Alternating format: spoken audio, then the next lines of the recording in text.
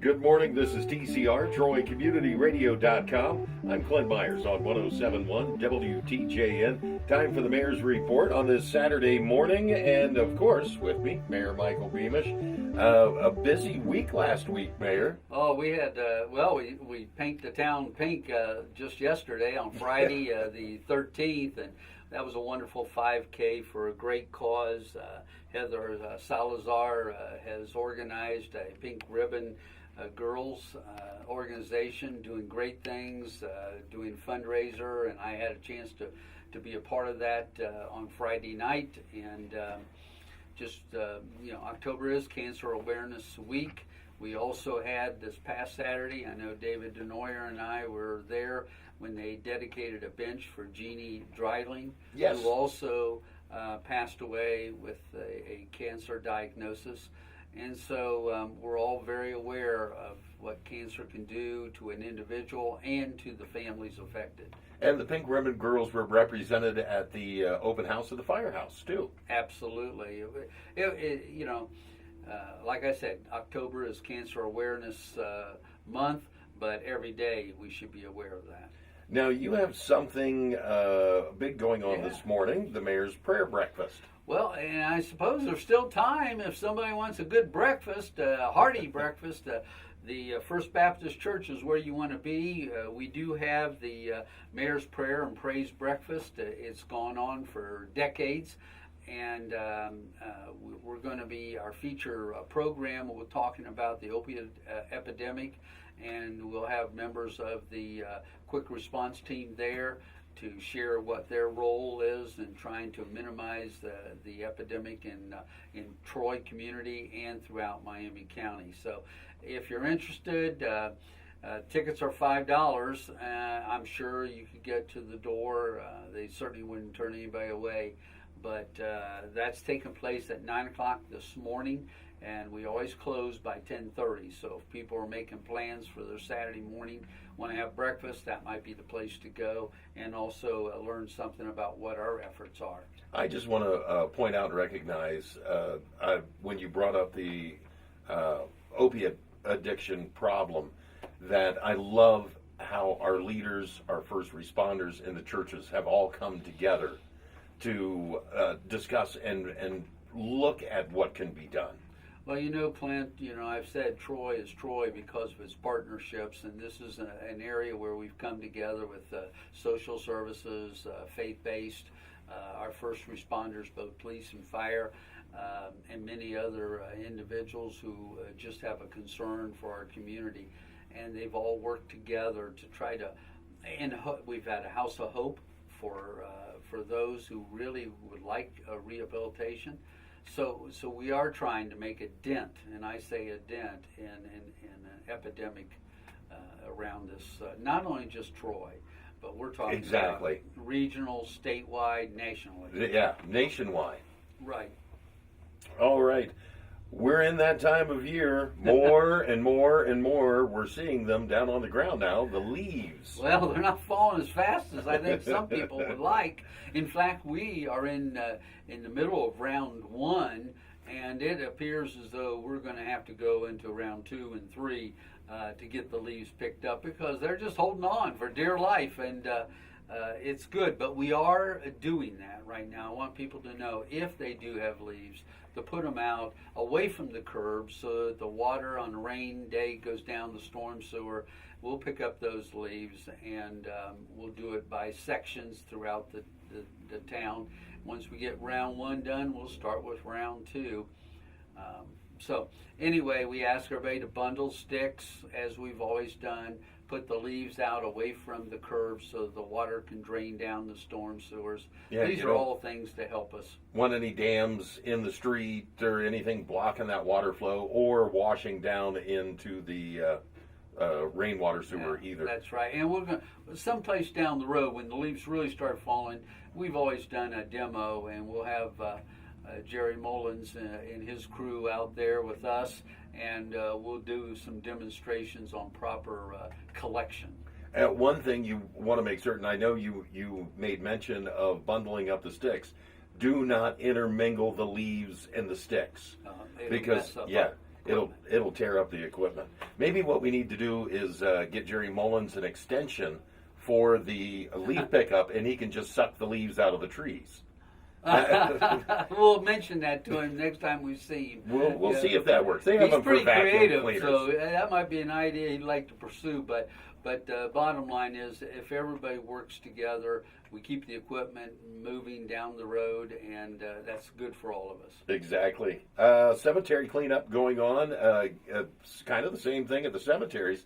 You want to pull your wreaths and flowers away from the headstones. That way they can come in and do the leaf cleanup and maintenance of the cemetery. Absolutely, and we asked them to do that by October 15th, so it's coming up very near. And then by November 15th, we should be ready to go, and people can put back out their wreaths and decorations for their loved ones. Okay. We've got Beggars Night this year. It is October 31st, the day of Halloween. The day of Halloween, 6 to 8 will be Beggars Night, and this is something that's arrived out throughout the county. But I should mention that on October 28th, the Optimist Club has a parade. They have a costume contest in the morning. And that's a Saturday. And that is a Saturday. Our Main Street organization participates, and downtown merchants participate. It's a wonderful opportunity to get those costumes ready and out and test them. And I love the costume parade. I just love watching all the kids in their costumes. It reminds me of being that little kid. Well, going downtown and getting your candy. And this is for families too. I've seen many families come together as a team. And pets. I've seen pets dressed up. Oh my gosh, yes. And so it is a fun way to kick off this fall season. Now, coming up on November 13th in the Bravo Room, you're going to have some discussion going on about the future of Troy. Well, we've called it the MKSK Study. That's the firm that's done a lot of our study and trying to put together some ideas for the future. And I say ideas, concepts. Nothing's locked in granite, but we would like to present that to the public so that they get an idea of what things could be coming down the road, what things they think are something that Troy could use to move us forward with vision. We've changed our name a little bit. Now we're calling ourselves Activate Troy Partnerships. Now, Activate Troy, that means moving forward. Partnerships is something this mayor has been saying for a lot of years, is that's what makes Troy special, is our partnerships. And so you put those together, and that's the group that is the steering committee that is supporting the consultant study. And they'll be presenting that in a public forum at the Bravo, as you said, the Bravo Room, Hobart Arena. Everyone's welcome. That's true. November 13th at 6:30. Okay, so mark that on your calendars. And at no point should anybody be saying, well, I didn't know they were going to do that or talking about that. You've done quite a few of these. We have tried throughout the whole process as we've moved forward. Communication, we do realize, is important, and we've got on our web pages.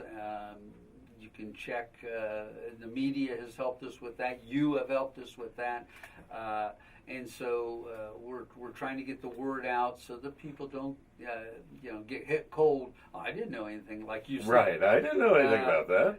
And again, I want to be very clear. When we make a study presentation, these are concepts. These are ideas. Just like anybody can come up with a good idea that might make Troy even a better place than it already is. Okay, that sounds like something a lot of folks should be attending. Like what you said as well, that information is also available on the city website. Absolutely. Okay. Speaking of the city, you got council coming up on Monday night. We do, and we'll have some resolutions to deal with. We had a public hearing at the last council meeting, and since then the committee has met, and they're going to be recommending to full council. This deals with the Robin Hood area, Sherwood area, as a lot of people know it, and rezoning to an OR1, which is a good fit for that area. We're trying to revitalize that area, as everybody, I think, hopes that we will be able to do. But there'll be other things. We're going to be talking about some of the big road projects we've got. You know, we got the from Fossway to Stony Ridge project on the back burner for the future. We also have that McKeag extension project that we keep moving forward, and so we also have sidewalk replacement project going. So we're always doing something. Certainly seen a lot of folks out working on the roadways. So there is a lot getting done here this summer as well. And Clint, I appreciate what you just said, because a lot of people call and say, well, the city's got too many projects on. Well, many of those projects are veteran projects, they're utility projects, infrastructure type underneath projects. I've seen Ritter out a lot, and they're doing the gas lines. Right, they are. So it's a conglomerate of different situations and different activities, different people doing things. When we do our major road projects, we try to consolidate that so we do the infrastructure, utilities, all at one time, so we don't have to keep digging up. But there's a lot of times we have old stuff that we have to replace. So that's what you see around town. You might have something of the old system that fails and has to be replaced. Yeah. And there are times when you have those unplanned events and things. And that's an inconvenience. We understand that. But look at the power. It's going to be something that benefits for the future. I was going to say the plus side is hopefully it won't have to be done again for, some of this underground stuff, 10, 20 years or even more than that. Right. When you look at how long it's been in place already. Necessary evil. There you go. Sometimes you have it. Is there anything else you'd like to add in this morning, Mayor? I think we really covered all the bases. Things come up current, things down the road. So I wish everybody a wonderful, safe weekend. Perfect. It's great. All right, Mayor, thank you so much. This has been the Mayor's Report with Mayor Michael Beamish. I'm Clint Myers on 107.1 WTJN.